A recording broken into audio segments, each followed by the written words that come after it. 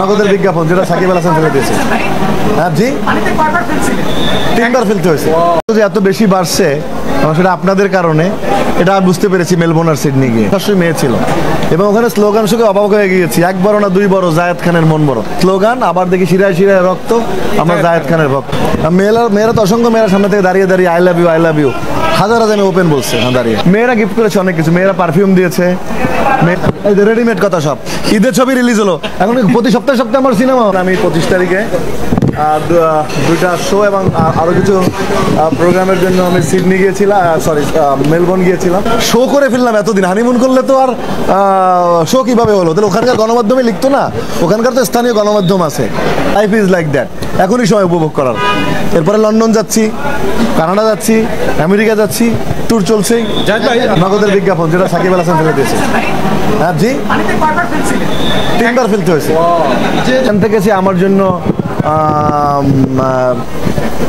একটা ছবি বানিয়ে আমার অটোগ্রাফ সহ সেখানে চলে এসছে এবং সে গ্রিন রুমে আমার আসছে, দেখা করতে পারছে ততক্ষণ মধ্যে সে লাইন থেকে সরেনি। স্পেশাল দর্শক, সে আমার সমস্ত ছবির নাম, ফোনের নাম, আমার কি কি ছবি, আমার কবে আসছি সব মুখস্থ বলে দেবে। মানে একটা সিডনিতে 2টা, 3টাতেই তো দর্শক কুপকাত।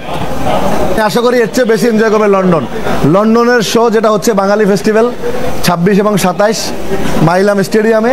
যদি ভালো না বসতো আপনাকে এরকম করে প্রবাসে এরকম টাকা দিয়ে খরচ করে আপনাকে বিজনেস ক্লাস করে কেন নিয়ে যায় আপনাকে দেখার জন্য? এত টিকিট এত লোক হয় কেন?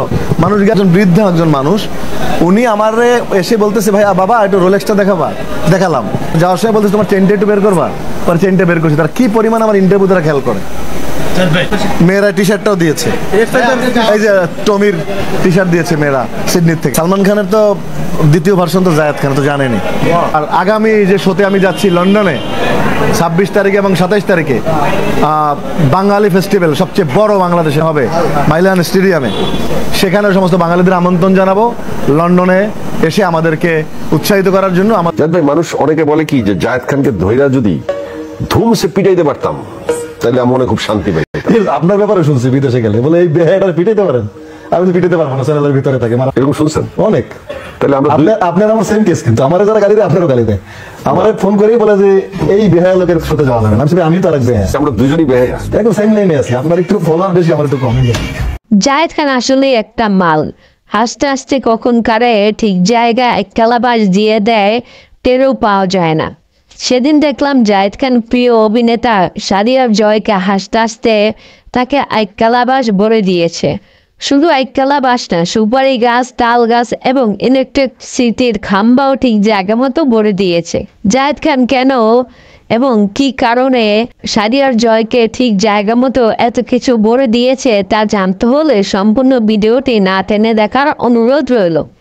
আর এরকম ভাইরাল ভিডিও পেতে হলে আমাদের চ্যানেলটিকে অবশ্যই সাবস্ক্রাইব করে পাশে থাকবেন। চলুন তাহলে বিস্তারিত জানা যাক।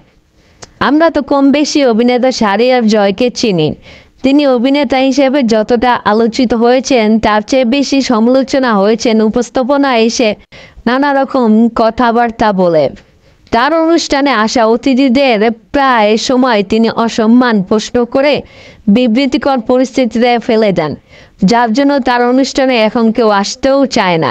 সম্প্রতি চ্যানেল আইয়ের অনুষ্ঠানে উপস্থাপক হিসেবে সাদিয়ার জয় আর অতিথি জায়েদ খানকে নানান রকমের বিবৃতিকর প্রশ্ন করে তুলে বলেন, অনেকেই বলে জায়েদ খানকে দইরা যদি দুমসে ফিরাইতে পারতাম তাহলে মনে খুব শান্তি পেতাম। উত্তরে জায়েদ খান বলেন, এটা আপনার ব্যাপারেও শুনেছি, বিদেশে গেলে আমি বলেছি পিটাইতে পারবা না, চ্যানেল আয়ের ভিতরে থাকে, মারার সুযোগ নাই। এ সময় খানিকটা বিব্রত হয়ে যান জয়। তবে বিষয়টি নিশ্চিত হওয়ার জন্য জয় জানতে চান, এরকম শুনেছেন?